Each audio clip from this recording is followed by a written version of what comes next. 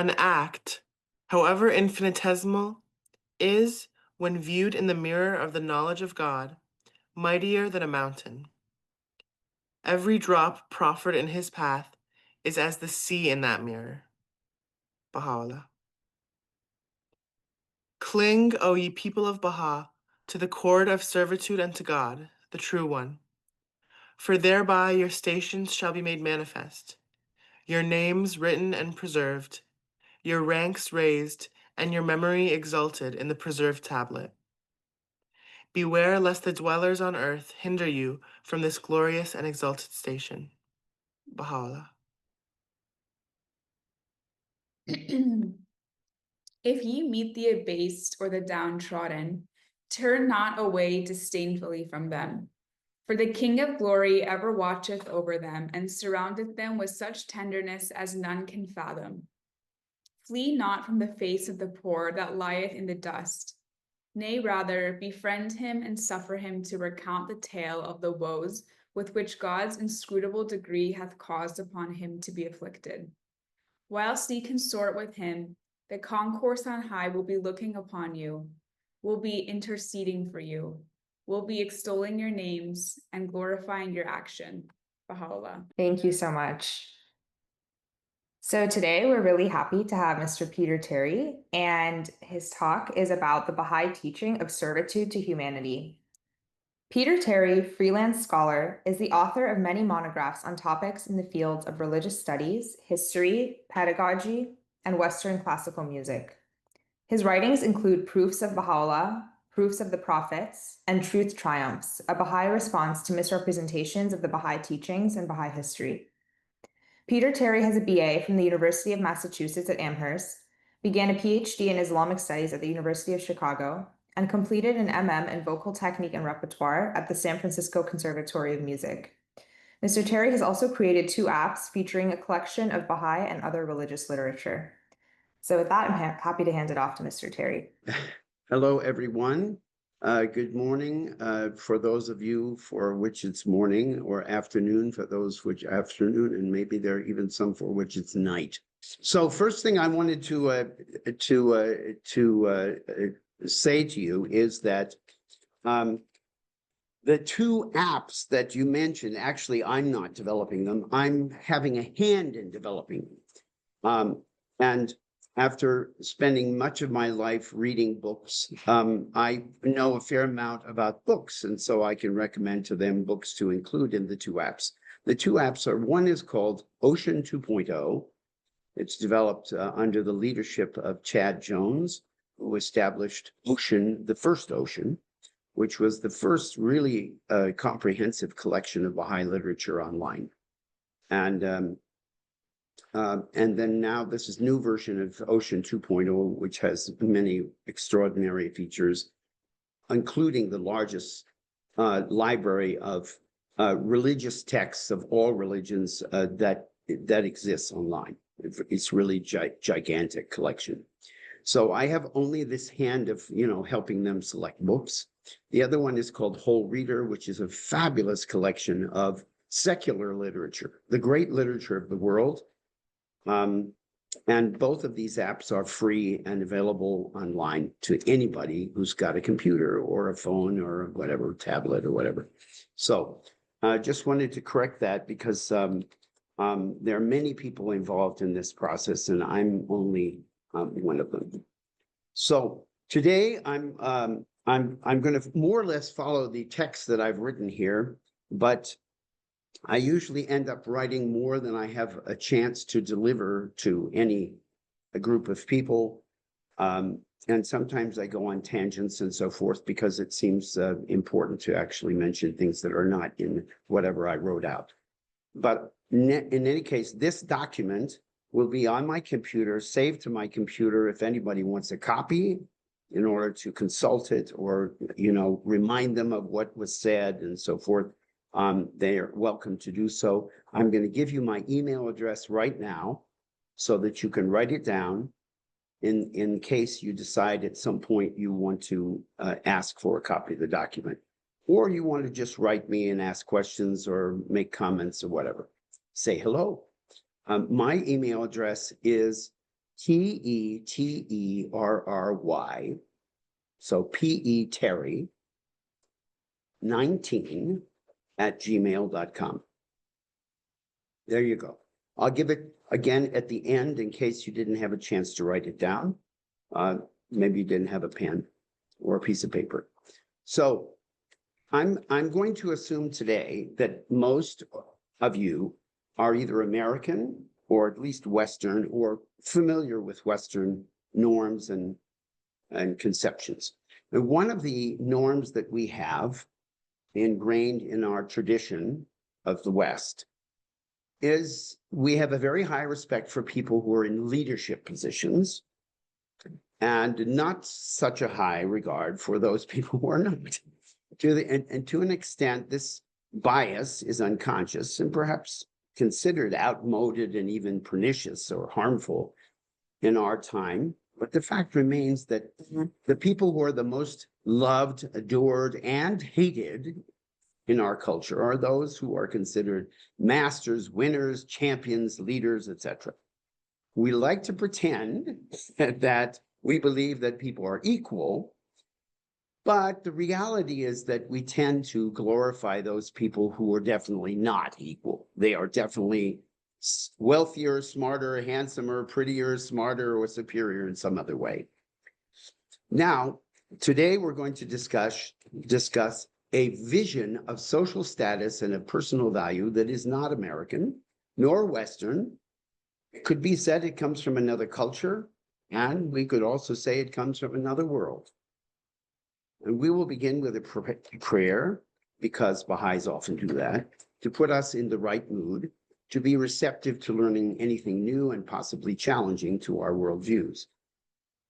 After the prayer, I'm going to do what I was asked to do by the wonderful hosts of this series, and that's give a very brief introduction to the Baha'i Faith, because we do not want to assume that every person who's listening in, whether to this live broadcast or to the YouTube recording, that they will be familiar with the basics of the Baha'i Faith.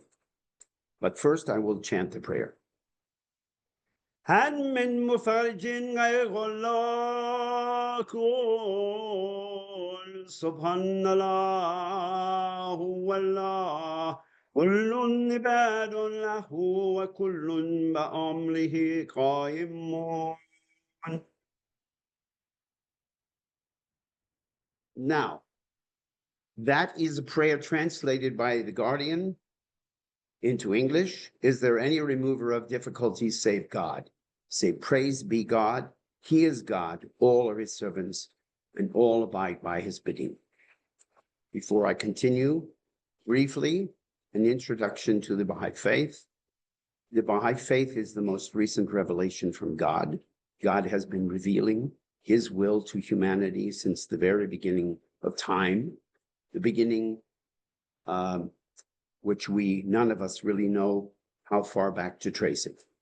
And the most recent one came in the form of two messengers from God, one whom we know by the name of the Bab and the other as Baha'u'llah.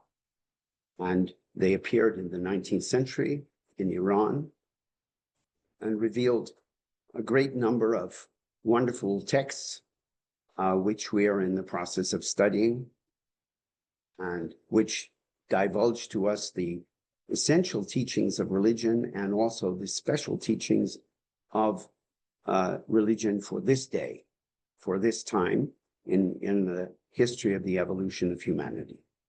And that is basically a summary of what the Baha'i Faith is. And I now proceed with my presentation. So this very passage here, where he says, all are his servants and all abide by his bidding, which is kullun ibadun lahu wa kullun ba'amrihi qa'imun. This particular statement is reiterated word for word in the Will and Testament of Abdul Baha, which the Guardian described in God Passes By, which is a wonderful history of the Baha'i Faith from 1844 to 1944. that this document, the Will and Testament of Abdu'l-Baha, is a very, very important complement to what Baha'u'llah wrote, in particular having to do with our fundamental relationship with the manifestation of God and with his message. In that, we find word for word the same phrase, kullun ibadun lahu wa kullun ba'amrihi qaim. This is really a seminal teaching of the faith, which we're going to talk about here.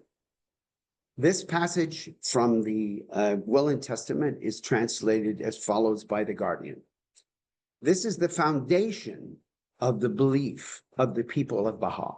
May my life be offered up for them. His Holiness the Exalted One, the Bab, is the manifestation of the unity and oneness of God and the forerunner of the ancient beauty.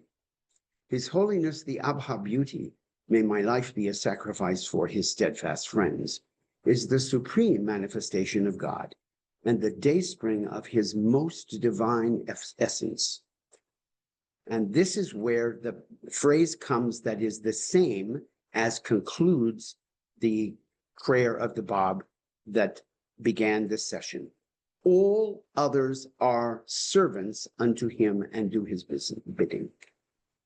You see, the word order is a little bit different, but the message is exactly the same, and it's from the same Arabic text. Kullun ibadun lahu wa kullun ba'amrihi qaim. Now, this is explained by Baha'u'llah and by Abdu'l-Baha, but we're going to go to the most succinct explanations that you can find in Baha'i literature. And these are those that are found in a collection of talks that Abdu'l-Baha gave that were edited and very carefully prepared and have now been in print since 1908. They are called Some Answered Questions. And in that particular collection, we have this statement by Abdu'l-Baha in the 62nd chapter of Some Answered Questions, which and I put the original Persian here. And by the way, Persian and Arabic as used by the Bab, Baha'u'llah, and Abdu'l-Baha are a combined language.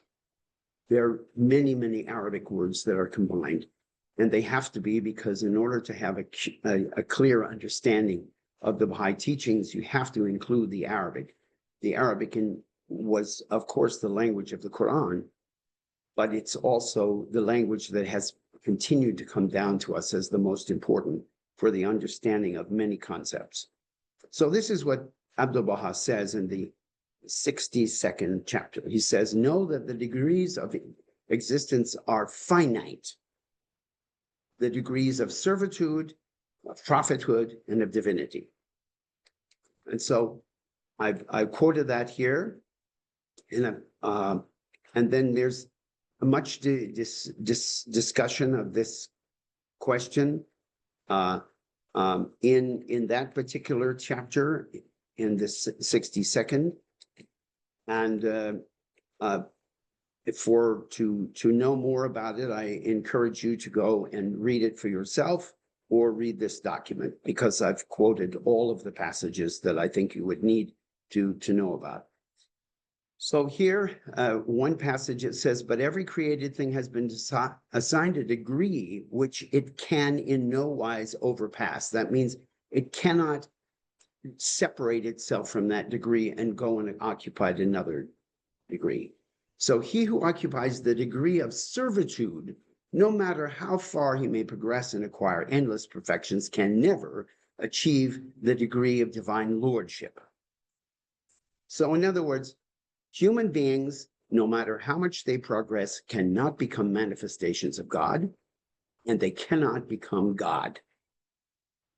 We have a particular range in which we operate, and that's where we are, and that's where we'll always be. Now, there's another passage where he talks about this. He says, for example, Peter cannot become Christ. At most, he can attain infinite perfections in the degrees of servitude, for which existing reality is capable, for every existing reality is capable of progress. Then in the 82nd chapter of this same collection of some answered questions, Abdu'l-Baha explains that there's another way to describe this relationship and this fundamental structure of reality, that there are basically three conditions of existence. It says the prophets, however, and he's contrasting the Baha'i understanding of existence with that was promulgated by the Sufis and by the Theosophists and by various other people at the time that Baha'is were encountering. The prophets, however, hold that there are the world of God, the world of the kingdom, and the world of creation. Three things. Okay? And then in another passage of this same chapter, he says, in brief, superior realities do not descend or abase themselves to the degree of inferior realities. In other words, God never becomes a manifestation. A manifestation never becomes a creation. They are distinct. Somebody's on audio. So then we have to ask, okay, what is this servitude that's talked about in these texts? No, and I cite the original terms. There's somebody who's got their audio on, and I hear some lovely little children's voices. So you might want to turn off that audio. There you go. Okay, so what is the meaning of this term, and how is it related to the term khalq, which is the meaning, which is the world of creation? Because remember, we have two schemes here. We have three conditions of existence, and then we have three worlds. They're talking about the same reality, the same paradigm, but using different language. The world of servitude is the same thing as the world of creation. Now, no human being is in a position to take the rank God or even of the messenger of God. And then it follows that we need to get to know what is our rank and what are we supposed to do as human beings. And I follow this with some quotes from Baha'u'llah found in the Kitab-i Aqdas. I also put the reference here of their location in Gleanings. Some of you have copies of Gleanings and don't have a copy of the Kitab-i Aqdas, so you can find them all in either of those books. And these are going to be quite surprising for many Baha'is, particularly of a Western bent, because we have come to believe that freedom is the best thing in the world. To have complete freedom to do whatever you want at any time is like, that's the summit of being a human being. Baha'u'llah has another idea.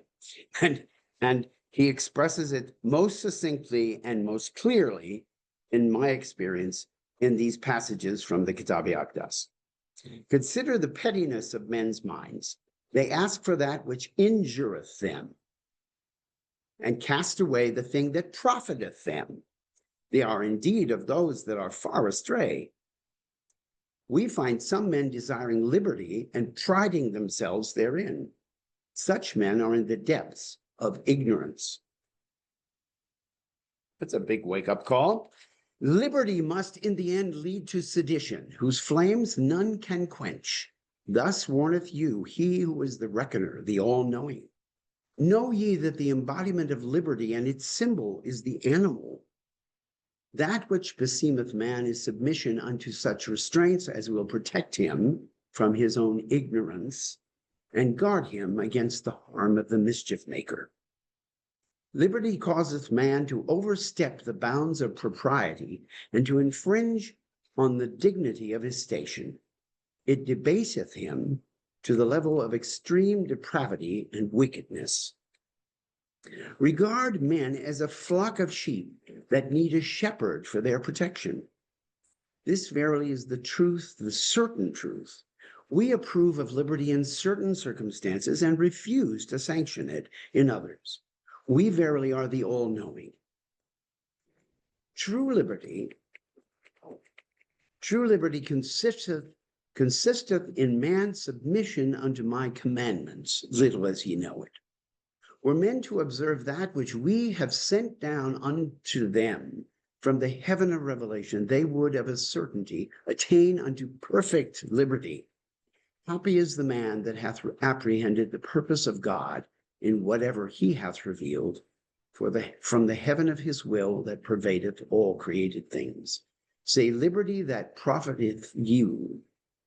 The liberty that profiteth you is to be found nowhere except in complete servitude unto God, the eternal truth. For whoso hath tasted of its sweetness will refuse to barter it for all the dominion of earth and heaven. One of the things that you'll note here is he's talking about servitude, and servitude is the station, one of the three stations of existence, and that station pertains to human beings, to all created things, and in particular to us. In a tablet to Mirza Abul Fazl, written in Persian, entirely in Persian, which is in the Tabernacle of Unity, there is another statement here that I wanted to share with you. Now, were a person to see himself standing in the presence of God, were he to sanctify his soul from earthly attachments and evil intentions, and reflect upon that which hath been revealed in this most great revelation from its inception to this day, he would readily testify that every detached soul, every perfect mind, sanctified being, attentive ear, penetrating eye, eloquent tongue, and joyous and radiant heart circleth around and boweth down, nay, prostrateth himself, itself, in submission before the mighty throne of God. Submission here is, of course, talking also about servitude. No one can escape the snares he setteth, and no soul can find relief except through submission to his will. This is a quote from the Kitab-i-Agan, and this is a quote that Baha'u'llah from tablets that were written to kings and clergy. In other words, the head of both secular and religious government of the time. And he wrote to the clergy, O concourse of divines, it is not yours to boast if you abstain from drinking wine and from similar transgressions, which have been forbidden you in the book. For should ye commit such deeds, the dignity of your station would then be tainted in the eyes of the people, your affairs would be disrupted, and your name disgraced and dishonored. Nay, your true and abiding glory resideth in submission to the word of him who is the eternal truth, and in your inward and outward detachment from aught else besides God, the all-compelling, the Almighty. Now, we could spend the entire session unpacking the meanings in that one statement.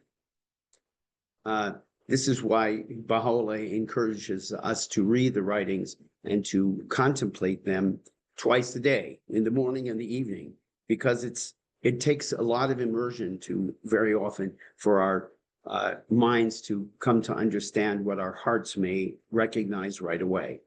And here he's talking, of course, about the clergy who attach themselves to, who think that they have their authority because they don't do certain things that are forbidden, but then they don't have complete submission to the will of God.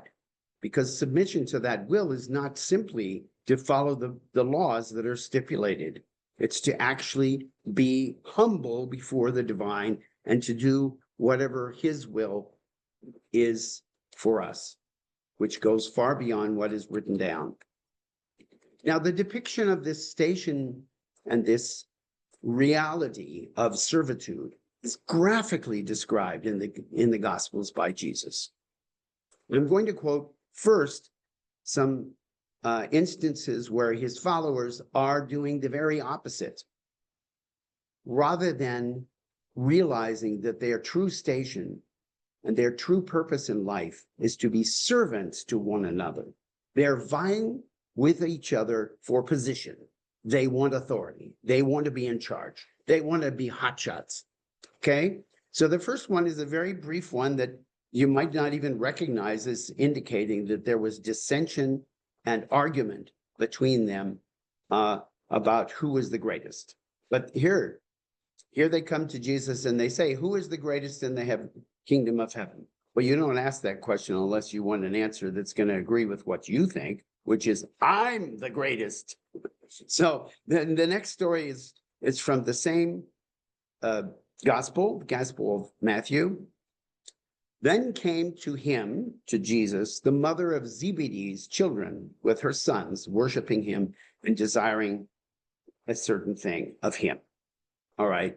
Zebedee's children were two of the first disciples to recognize Jesus and to be invited to him to follow. And those two sons were named John and James, and they were fishermen. And they've obviously had their mom intercede on their behalf. So Jesus says to her, what would you like? What wilt thou? And she saith unto him, grant that these my two sons may sit, the one on thy right hand and the other on thy left, in thy kingdom. I want my sons to flank you on both sides in the kingdom of God. But Jesus answered and said, you know not what you ask. Are you able to drink of the cup that I shall drink of? And to be baptized with the baptism that I am baptized with? And they said unto him, we are able. And he saith unto them, ye shall drink indeed of my cup, and be baptized with the baptism that I am baptized with. But to sit on my right hand and on my left is not mine to give, but it shall be given to them for whom it is prepared of my Father. God calls the shots. When the 10 heard it, they were moved with indignation. That's the other 10 disciples were mad at these two brothers who dared to bring this up. But of course, all the others were thinking about it, right? Now, how do we know they were thinking about it? They came to a certain place and Jesus had noticed that they were talking about something. And he said, what was it that you disputed among yourselves on the way? But they held their peace. For by the way, that means on the trip, they were disputing amongst themselves about who should be the greatest. See what I mean? There's a real theme here. These are guys who want to know who's going to be the boss. And there's another account, which I won't read to you because it's very, very similar to the account found in the Gospel of Matthew, which is also talking about this same thing of who is going to be sitting on the right and left side of Jesus in the kingdom of heaven. And in Luke, also in the Gospel of Luke, you have the same thing. You have a dispute about who is going to be the greatest. So now you know that they were fighting about it and disagreeing about it, but you don't know the solution that he gave. He did give a solution. He gave a very clear solution. And this is, first I quote from the Gospel of Matthew. He was asked, who is the greatest in the kingdom of heaven? And he called a little child unto him and set him in the midst of them and said, verily I say unto you, except ye be converted and become as little children, ye shall not enter into the kingdom of heaven. Whosoever therefore shall humble himself as this little child, the same is greatest in the kingdom of heaven. Now imagine how this affects a grown man to be told you can't become a member of, the spiritual world unless you humble yourself like a small child.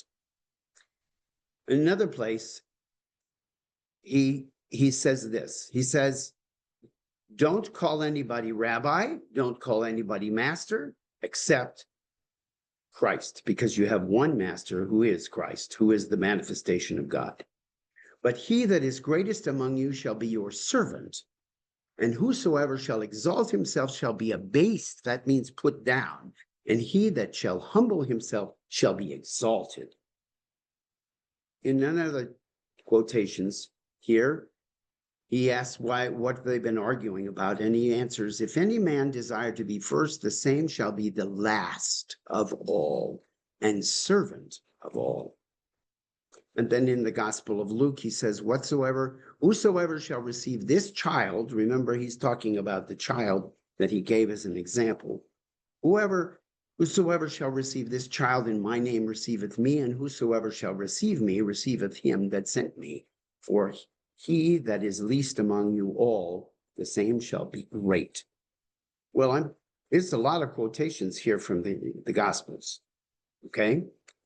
And I won't continue to read those, but you will see that Jesus talks about this theme of the true station and nature of humanity is to be a servant, to serve others, okay? And I want to bring something into focus, because you may wonder, why do I keep quoting from the Gospels? So the reason why is because Baha'u'llah states very clearly that he is the return of Jesus. And one of the requirements of the return of Jesus, as set forth in the Gospels, is that he will repeat the teachings of Jesus. He will confirm the teachings of Jesus.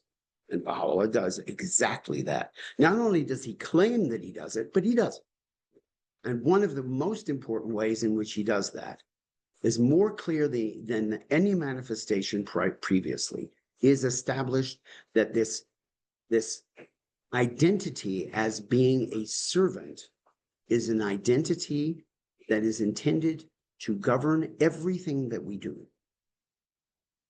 I want to point out something really important that we often are confused about in the West. Servitude and slavery are two different things. Jesus never calls his followers slaves. He calls them servants. Slavery involves compulsion, being forced to do something, whereas servitude is voluntary.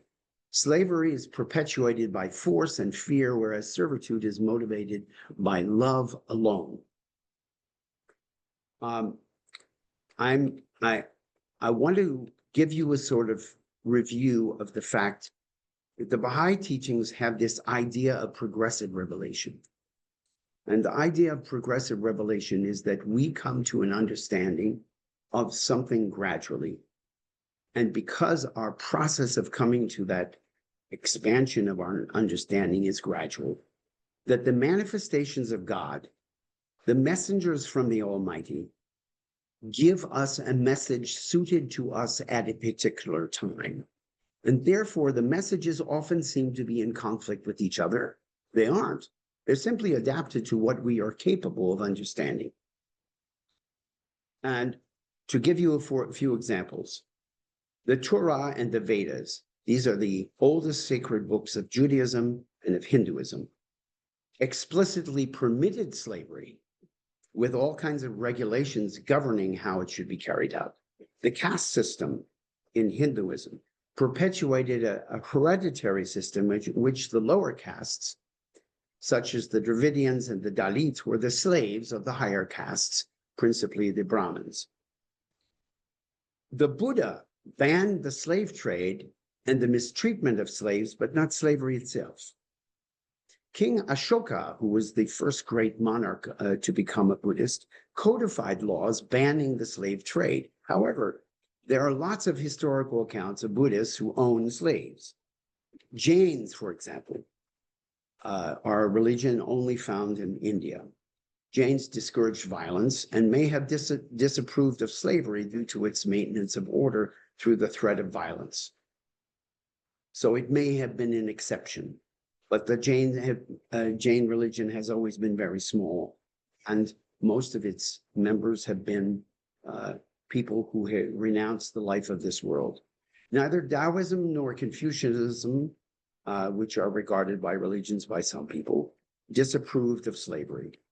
Jesus and the authors of the New Testament did not disallow slavery, and the condemnation of slavery by the Christian abolitionists in England, which is the first place that the abolition of slavery was really promoted assertively, was in England. And it didn't begin until the end of the 18th century. And as you are well aware, if you've studied some American history, you know that Christians who resided in the American South fought very hard to preserve slavery as one of the foundations of their society and their economy. Muslims were slaveholders from the time of Muhammad and still are, wherever the law does not condemn the practice. Yes, every once in a while you'll see that there'll be some accounts where some people in some particular Muslim majority country have been found to be keeping slaves, but it's actually much more common than we would suppose. It's just done very quietly, and it's not usually a law that is enforced. Of the major religions, only the Sikhs were consistently opposed to slavery. That is until Baha'u'llah and his interpreters disallowed slavery altogether. So hence, slavery has been, for the most part, permitted by religious ordinances and leaders, with the exception of Sikhism and the Baha'i Faith. It should be admitted that the European and American Christians and secularists, well, were already turning against slavery by the time that Sikhism came into existence, which was in the 16th century. And then by the time that the Baha'i Faith appeared in the 19th century, it was already made illegal in many countries. So why do I give you all that historical background? Because this is one of the teachings of progressive revelation. We get the whole truth that we are capable of understanding at the time that we are capable. God does not teach us things that we cannot absorb. There's no point in doing it. He teaches us what we can absorb. And it was better to put conditions on slavery prior to abolishing slavery altogether. Now, that is a mystery that many of us don't understand, because from our perspective, slavery should have always been against, every religious principle. But the reality is that our consciousness as a humanity has been gradual in its evolution. And so we've had to apply these principles gradually. Now, religion has not clearly distinguished between slavery and servitude until modern times, and then under the influence of democratic values, which derive from the Protestant Reformation and the Enlightenment, both of them in Europe. However, Baha'u'llah's promulgation of servitude is much more comprehensive than anything that has actually been adopted in the West that comes from either the Reformation or the Enlightenment, because he rejected slavery in all its forms. He not only disapproved of trading in slaves or possessing slaves, but also debt slavery, industrial slavery, slavery of prisoners of war, and the principle that any human being can purchase or own another human being. The Bab made this clear, as did Baha'u'llah. They would no doubt have disallowed sexual slavery, child slavery, race-based slavery, as well as those that I cited. Slavery in itself is the idea that one human being can possess control over another. This is repudiated by Baha'u'llah. And one of the ways that we can learn about how thoroughly it is repudiated in his teachings is to look at what the Baha'i principles say.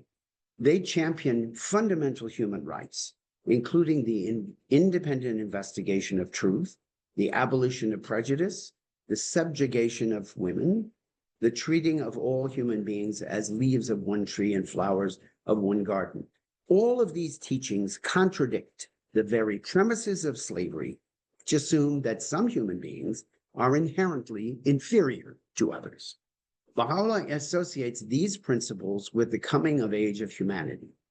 which he declared to have commenced with the revelation of his forerunner, the Bab, in 1844, and which is destined to endure for at least 500,000 years. It looks like if the Baha'is have their way, slavery will completely disappear in the not too distant future.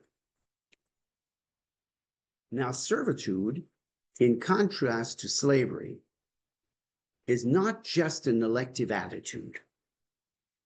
It's not simply, I feel like being a servant. I feel like being nice and helping out other people. I feel good about doing what is good for another person and even preferring that person. It is a way of life which consistently puts others first.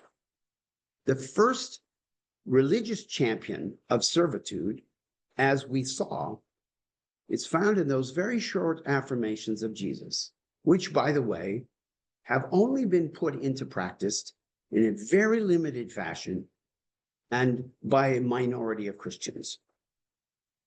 And their excuse was because they found other teachings in the Gospels that were easier for them to carry out, and those became the defining characteristics of Christianity. But for Jesus, if you look carefully at what he says, the defining characteristic of his follower is that he is a servant of God and a servant of humanity. Now, I already cited these comments previously, but I'm going to cite them again.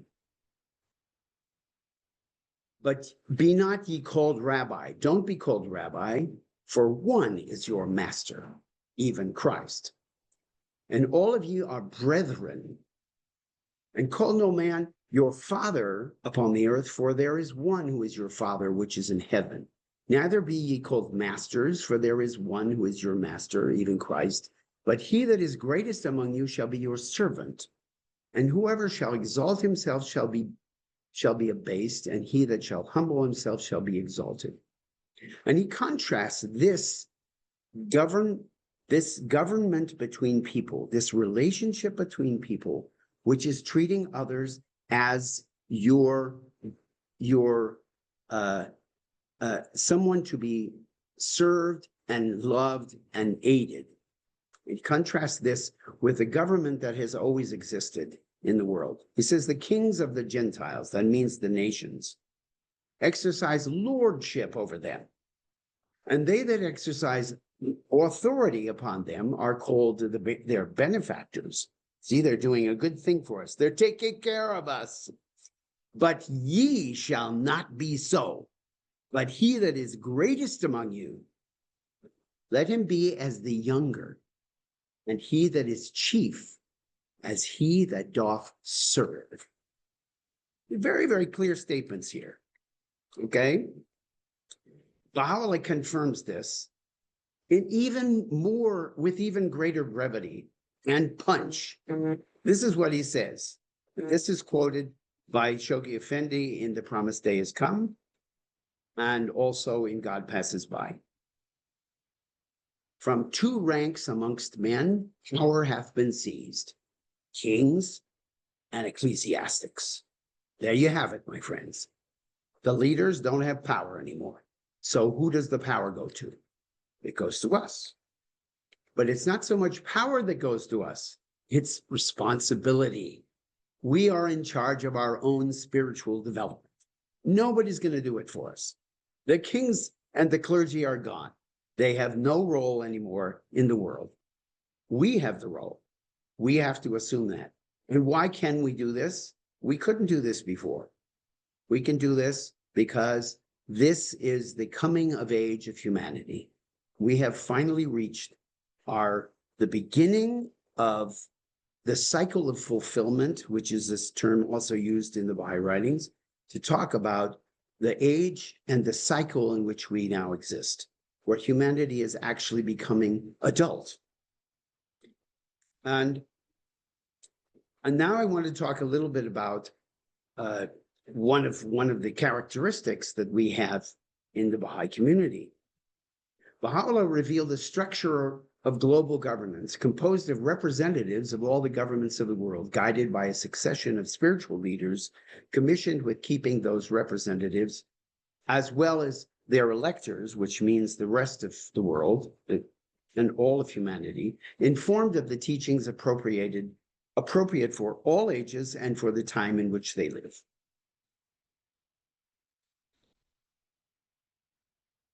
So, two things important. The structure is composed of representatives of all the governments of the world. Those are our representatives. They're people we elect.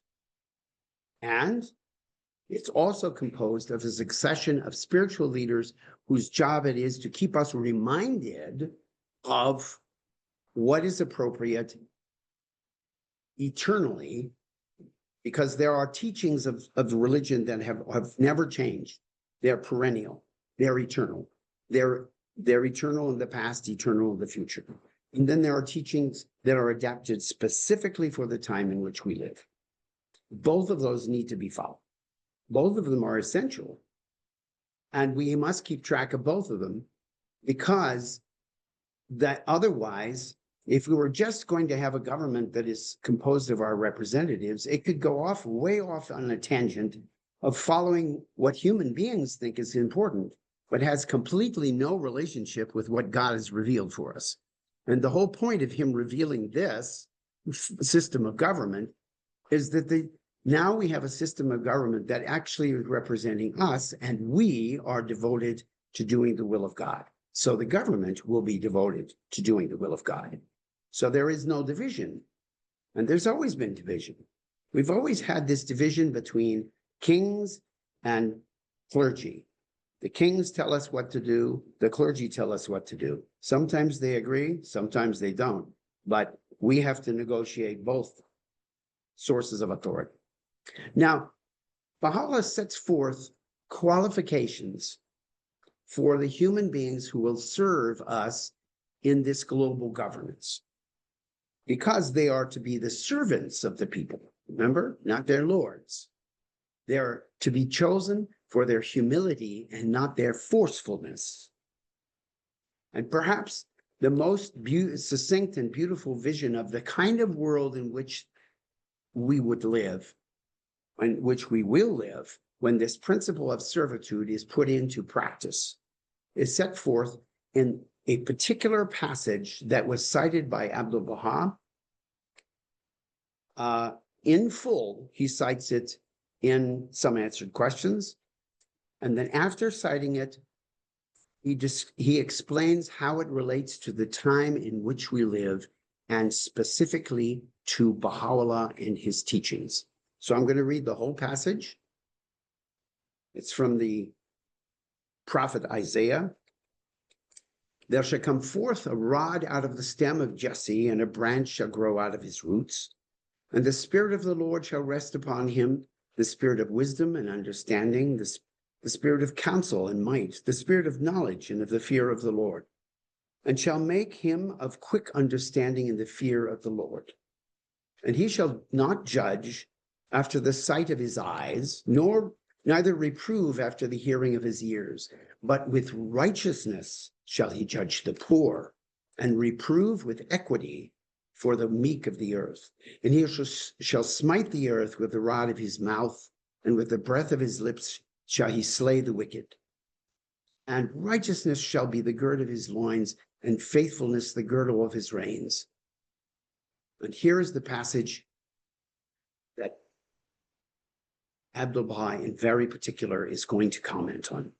The wolf also shall dwell with the lamb, and the leopard shall lie down with the kid, and the calf and the lion and the fatling together, and a little child shall lead them, and the cow and the bear shall feed, their young ones shall lie down together, and the lion shall eat straw like the ox, and the suckling child shall play on the hole of the asp, and the weaning child shall put his hand on the cockatrice den.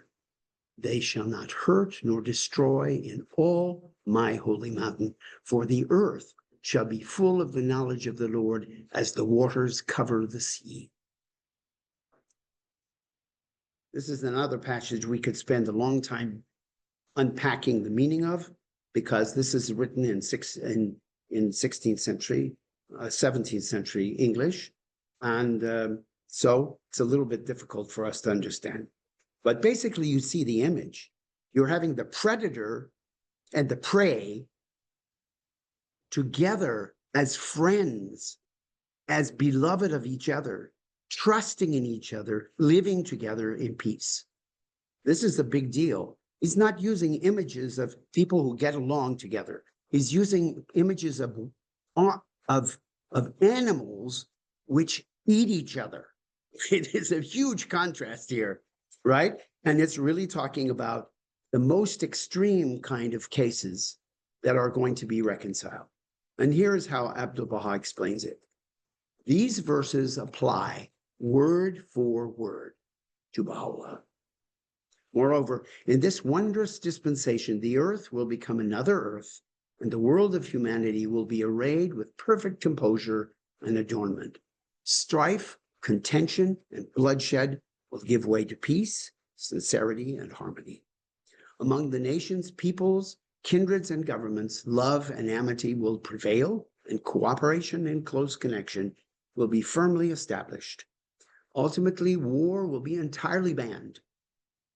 And when the laws of the most holy book, the Kitab-i-Aqdas, are enacted, arguments and disputes will, with perfect justice, be settled before a universal tribunal of governments and peoples.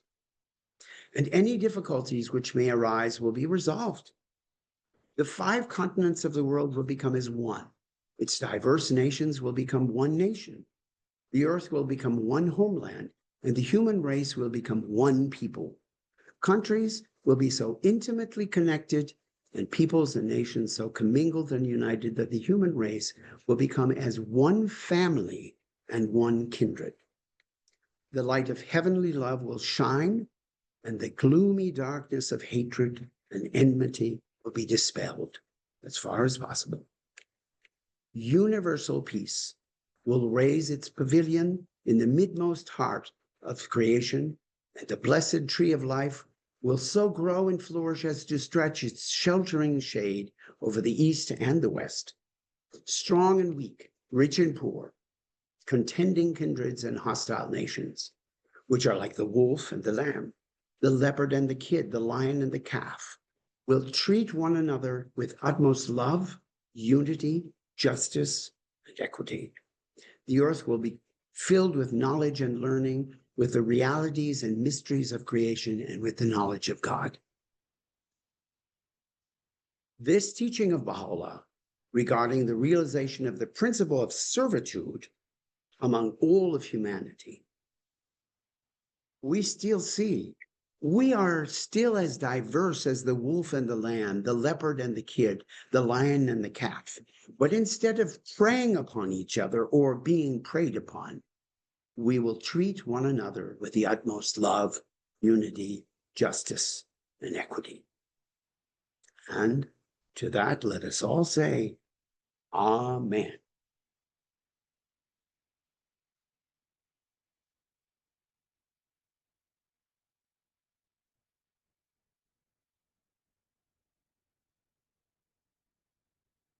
Now, the speaker has spoken, and it's time for the audience to participate and share whatever thoughts you have and ask any questions you have.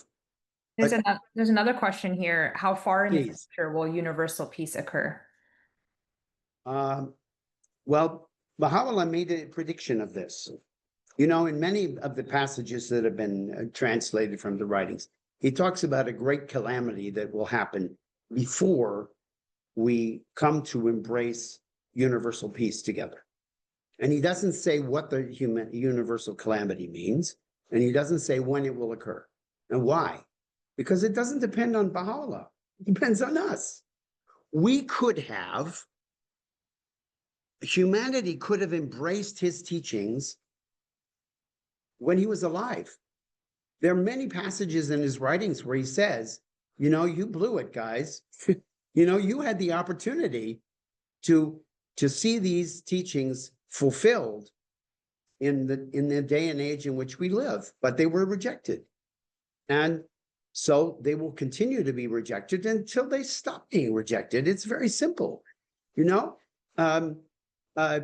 When humanity has the maturity to realize that it's on the wrong path, that's the hard thing for us to recognize, right? We're wrong. We've got it wrong, okay? You know, we're too busy killing each other to sit down and make peace. So does it say, but even though it doesn't say when this will occur, it says how it will occur.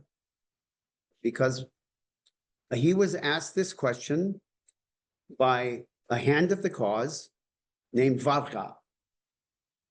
And Varga was very interesting because Varga had a son and then a grandson, both of whom were appointed hands of the cause. So it was a really exceptional family. And how are they exceptional? Do you know how hands become appointed? Do you think they become appointed because they're like hotshots? They're like tough guys. They're strong. They're important. No, it's because they're humble. It's because they're self-sacrificing. It's because they would do anything for the center of the cause. That's the mark of servitude. They're true servants to the faith and true servants to God. So Varga asked Baha'u'llah, when are we going to get the peace? Right? And Baha'u'llah replied. And Baha'u'llah replied, when the governments of the world get tired of killing people. That's basically the message. When they get tired of doing this, and he says, the first step when they get tired of killing people is they're going to look for somebody else to blame.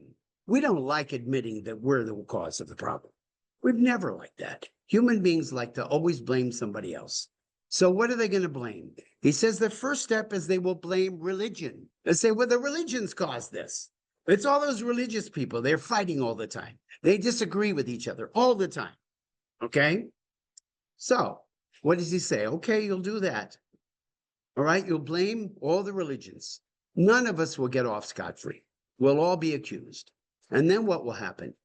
What will happen is they'll find out that we can't actually be united unless we listen to what religion is telling us. Because religion is the only source of authority that comes outside of humanity. Humanity can never fix this problem because we're always be inclined to fight with each other. So the only way we're going to get this unity is religion. And then I'm going to say, well, we can't follow all the religions because they conflict with each other. And so he says what will happen is that the people of the world will look for the one religion that will bring them together.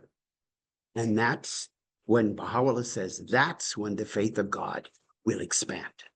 That's when the acceptance of it and the recognition of it will take off. So how long will it be from now? Who knows? It could be, it could happen in our lifetimes. Not likely. It could happen in 100 years. Maybe that's not even likely. But we can hope and pray and do everything in our effort so that it happens by the end of this dispensation, which is only 800 years from now. It seems like a really long time. But remember, this cycle, the cycle of fulfillment, which will see peace on earth established, is going to last for 500,000 years at least. So in the concept of actual how human beings evolve, the dispensation of Baha'u'llah, whether it ends up being 1,000 years long or longer, because it was a minimum of 1,000, remember. We can hope and pray and do everything in our power to bring it about as soon as possible. That's the job. When you look at Abdu'l-Baha, he was constantly saying, it's within your reach now. By the end of the 20th century, we can have peace in the world. Yes, of course, we could have peace. But it all depends on the world. It depends on the Baha'is exemplifying and teaching the faith, and it depends on the world receiving it. And It can't happen any faster than it will happen.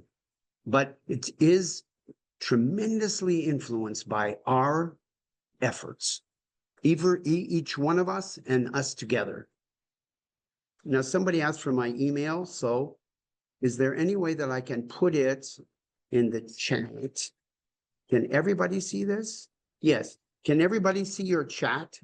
Just click on chat and you will see. I'm going to put down my email address.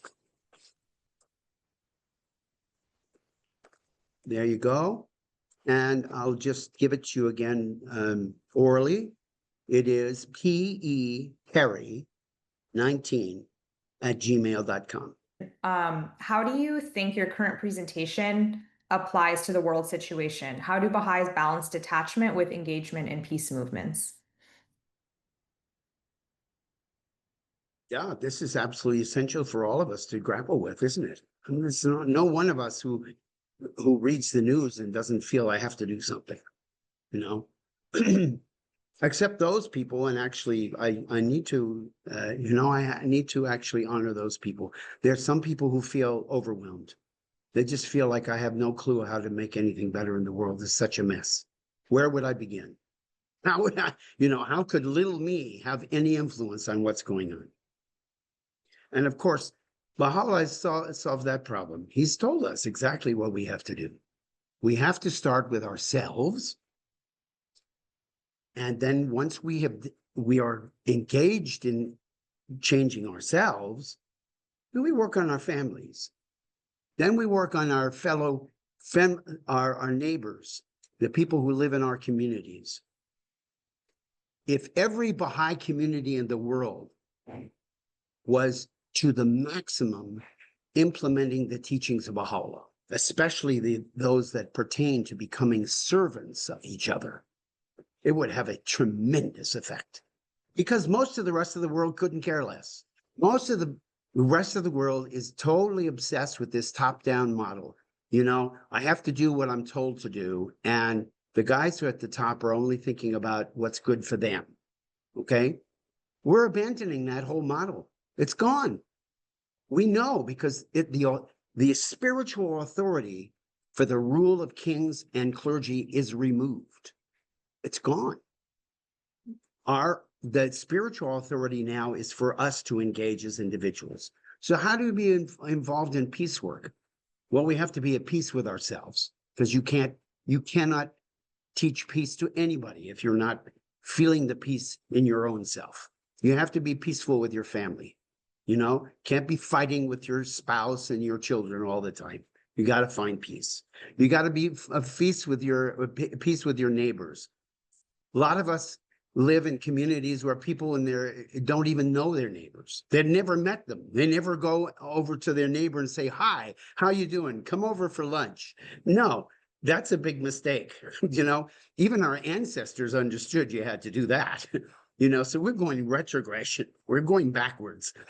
So we need to make friends with our neighbors. We need to be friends with our coworkers. All these people we meet in the context of our work. And we have a challenge there to seek peace and understanding and love with those that are immediately around us. And then what else can you do? Well, I'll tell you what I do. And it's a small thing, but I realized that as an American citizen, I have a right to do this. And I felt a responsibility. I write my members of Congress. I write the President of the United States, and I express my views. I express them with humility. I express them with courtesy, because they are in positions where they can make a big difference. And if I'm polite and I'm reasonable and I'm sensible, they might pay attention. You never know. But if I don't do anything, then I would feel bad. Another way that people do is they write articles promoting the principles of peace and amity and reconciliation. They write articles and they post them on the internet. They send them to their local newspaper. There are all kinds of ways, and we can do this. Nobody should feel like your hands are tied. Hands are not tied at all. There's so many ways in which you can help. I'll give you another example.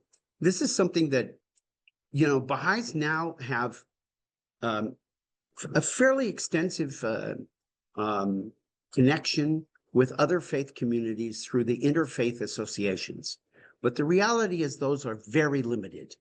If you want to have a real connection with people of other religions, you have to go there. You have to go to the synagogue, go to the temple, go to the church, go sit through their service. You're going to learn a lot. You really will. Go and make friends with them. And the fact that you as a Baha'i will go to a service of another religion, that's already going to be a huge impact. They're like, what? Then many of them have never seen somebody who's not part of their church go to their church. Same thing with synagogue. How many Jews have experienced a non-Jew going to a synagogue for their service? It's almost unheard of. But boy, when you do it, it has an impact. I know this from personal experience. Like some of my most extraordinarily joyous times have been when I've gone, for example, to an all-Black church. And I've gone and I'm the only white person there. And they're like, what are you doing here? But they're not offended. They're joyful. They're like, wow, somebody actually came and showed appreciation for us. And that's the beginning of a friendship. That's the beginning of something that transforms people. I want to give you one tiny story. Yeah, I know I'm a big talker. I can go on forever, right?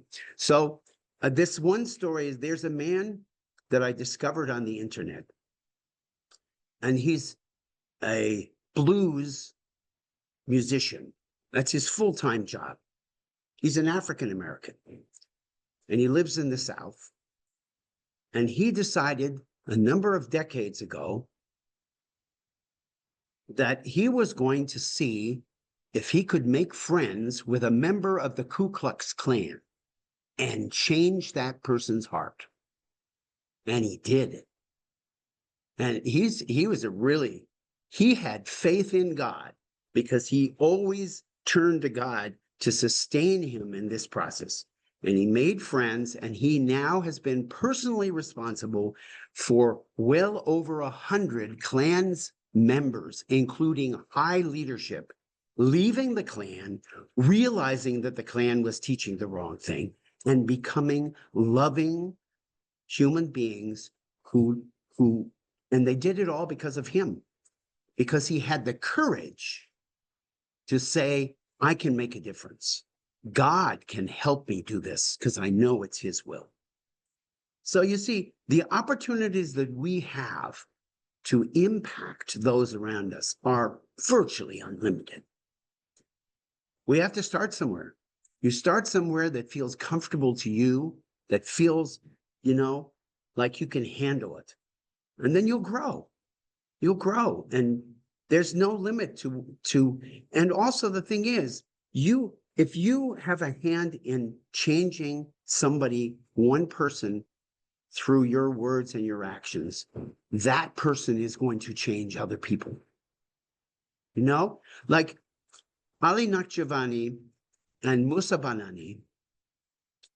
Musa Banani was a hand of the cause. Ali Naqshbandi, as you know, was a member of the Universal House of Justice for 30 years. So they went together and gave a fireside in Uganda. And one person stayed at the end. Who was that person? Enoch Olinga. Enoch Olinga is the whole reason why the Baha'is came to realize that they could actually teach some way other than firesides with a few people being invited. First time since the Babis did this. The Baha'is always did this very small groups, very intimate, because it was too dangerous to do it any other way in Iran. But he went out and he spoke to hundreds and thousands without fear, and his words penetrated. And it wasn't because he was black and they were black. No, it was because they could feel the love of God. They could see the transformation of this person. And so they said, well, if he can change, I can change. That's what the world is looking for, spiritual leadership. And we become spiritual leaders not through bossing people around, but by serving them lovingly and sacrificially. Thank you so So, much. my friends, I think that our session is probably going to wrap up. Yeah, thank you so much. We really appreciate your talk and answering our questions. And this talk will be uploaded to our YouTube channel. So I've put the link to that in the chat. And our speaker next week will be Dr. Habib Riazati. And his topic is how the Baha'i Faith addresses the challenges associated with religion in the 21st century. So we hope to see you again next week at 12 p.m. Eastern Time.